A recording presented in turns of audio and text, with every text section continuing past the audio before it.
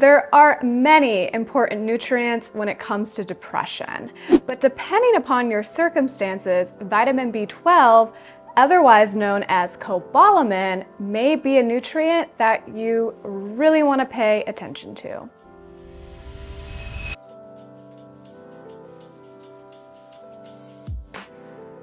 Hi, I'm Jess. I'm a clinical nutritionist, and today we're discussing a very important nutrient, vitamin B12, and how it ultimately has the ability to really impact our mood. And that's whether it is a clinical deficiency or you're just someone who experiences symptoms at suboptimal or low to normal levels. So this video is going to touch on what exactly vitamin B12 is and what it does, the mechanisms behind why it's correlated with depression, and most importantly, if you're someone who's at risk from not getting enough or potentially even the right form of this nutrient.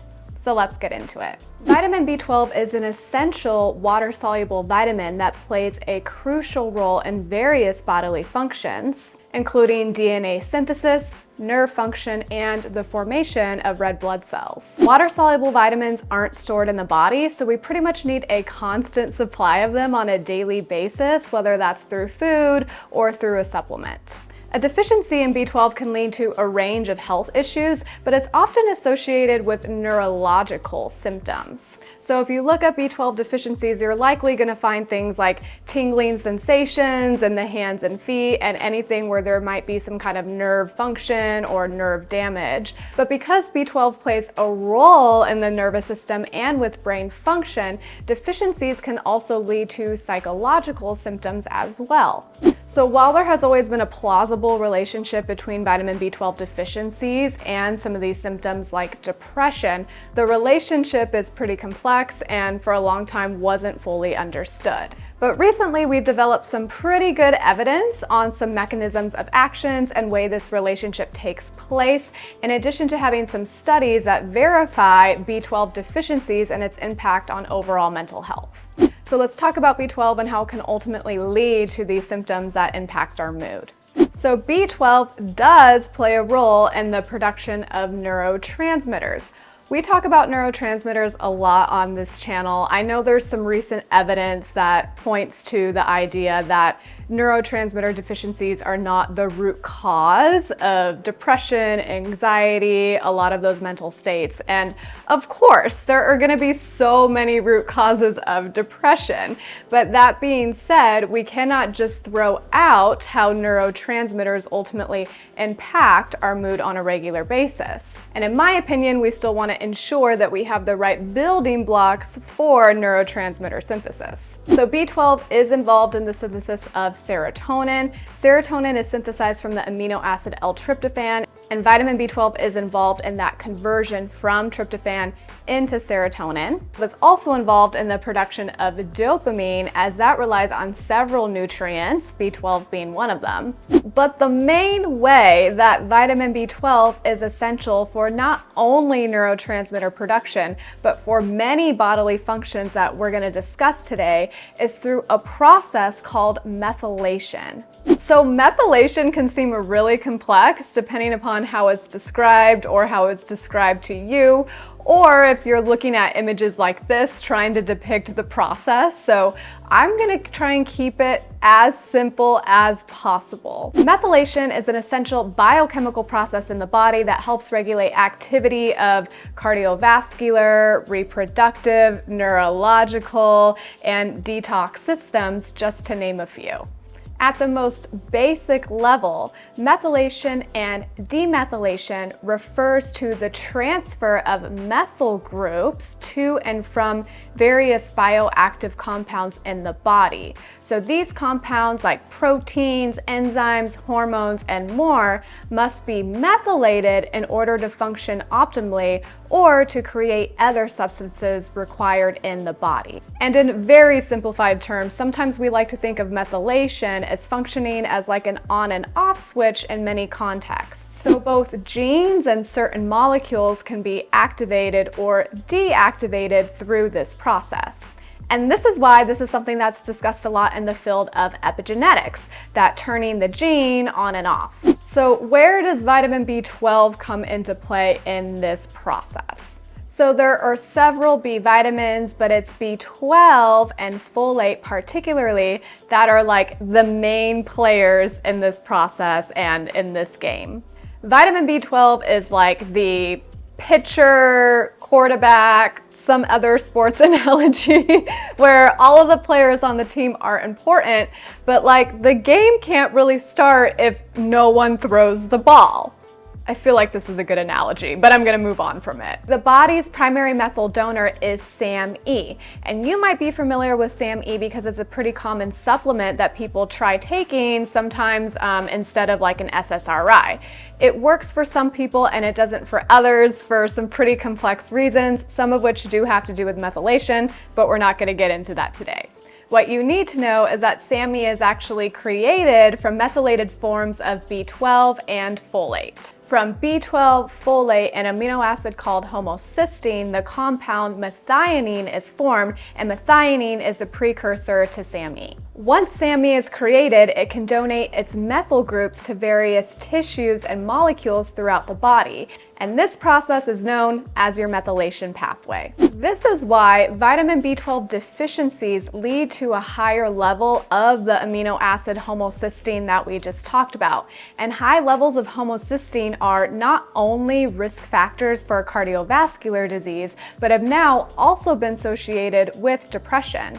And it's likely for this reason that there have been some fairly recent studies that have found that lower levels of vitamin B12 in the body are in fact associated with a higher risk of developing depression.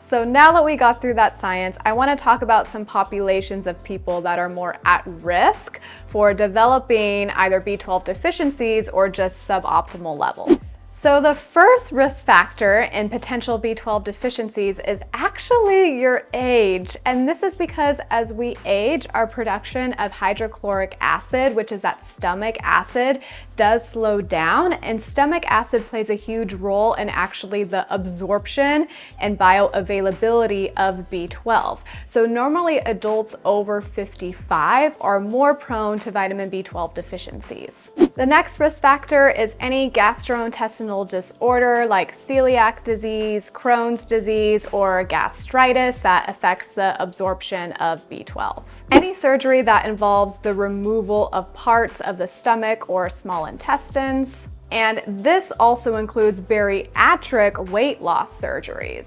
Bariatric surgeries are a huge cause of nutritional deficiencies, so it's something that if you've had one of these weight loss surgeries, you really need to pay attention to certain micronutrients, and B12 is one of the top ones that often comes up with people after they've had one of these surgeries. Another risk factor is anemias, and if you don't know this, there are some anemias that are autoimmune in nature, meaning that it's actually not because of an iron deficiency and could be because of a vitamin B12 or folate deficiency. Alcohol consumption, heavy alcohol consumption, or a history of alcoholism, heavy alcohol consumption definitely impacts your body's ability to absorb vitamin B12. Of course, there's going to be dietary factors that impact a potential B12 deficiency, so vegetarian and especially vegan diets. Vegan diets require some form of supplementation or a very high intake of fortified foods that have B12 in order to get this in their diet. So whether you're vegetarian, vegan, or you're just someone that doesn't eat a lot of animal foods and products that are high in B12,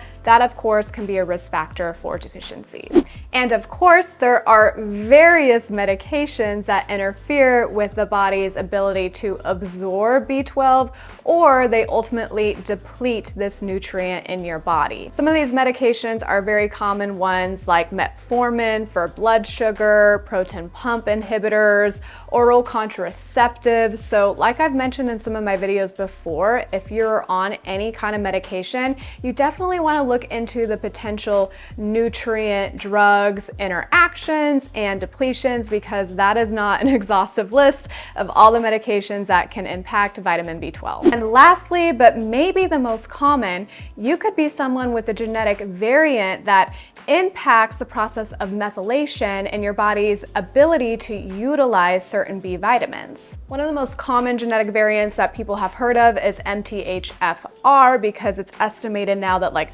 40 to 50% of people actually do have this genetic variant, but it is not the only genetic variant that impacts methylation and the recycling of B vitamins and ultimately can have an effect on this entire process. And if this is the case, this is normally when you need to start doing some experimenting with taking some supplemental forms of B12 to see if it has a huge impact on, let's say, your energy or ultimately your mood as well. The most commonly recommended form of B12 is methylcobalamin. But I do want to give the disclaimer that there is a small subset of people where methylcobalamin can be a little bit too much, a little bit too stimulating for you. And if that's the case, there are other forms. There's adenosylcobalamin and hydroxycobalamin. So I will leave a link to some of my favorite forms below. So if you think that this might be you, you can start experimenting with some supplemental forms of vitamin B12.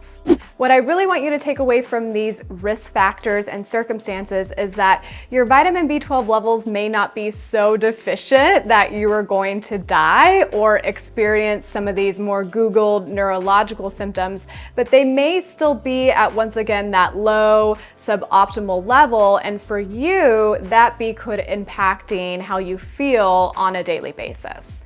Vegetarian and vegan diets are a really good example of this, where a vitamin B12 deficiency doesn't just happen overnight, but eventually, maybe months or even years later, your mood, your demeanor may change. And this is something I've not only experienced myself, but I've heard from several people that when they either get on the right supplement or resume eating animal products again, their depression kind of lifts, and it's almost like they didn't even realize that they had it or how bad it was, because they had gotten used to that just kind of being their new baseline. I can honestly look back at a good 5 to 7 year stretch of my life where I felt like just my attitude, my behavior, my kind of apathetic mood were essentially like personality traits of mine. But now I know that that was actually never really the case, and it was more so a reflection of my physical health.